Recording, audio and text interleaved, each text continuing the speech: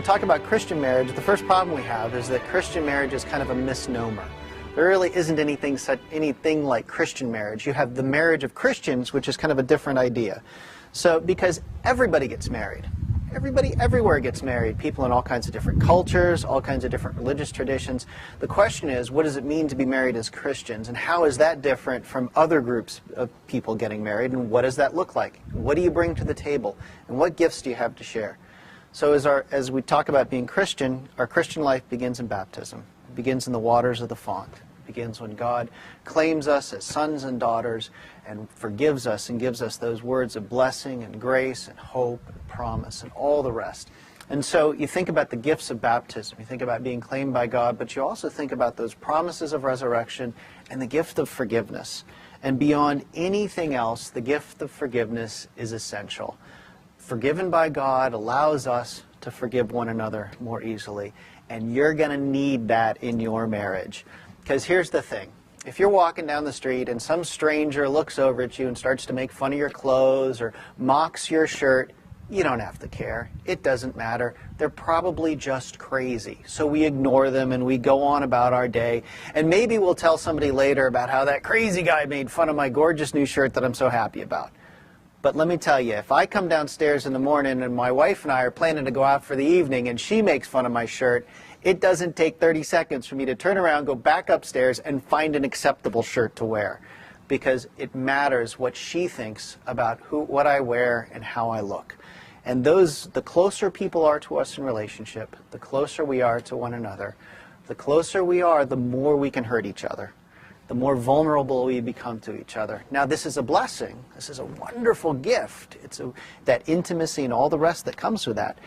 But like all blessings and gifts, they have a dark side. And it also means that those people we're more intimate with, we're closer to, that we're more vulnerable with, have all the more opportunity to cause us pain and difficulty and frustration.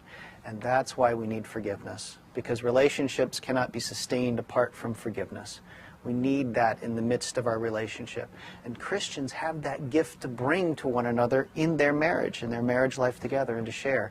That's a wonderful and gracious thing.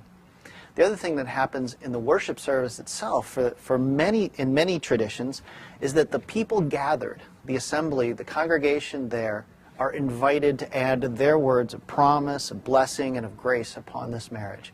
So they offer their prayers of support and care for the couple.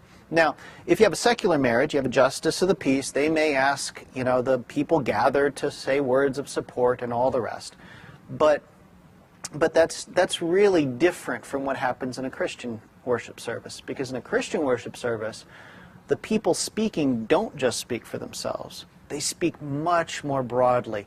They speak for the whole Christian church. And what that means is that anywhere you go, any church, any place in the world, you go there and you will find people who have promised to support you in your marriage together.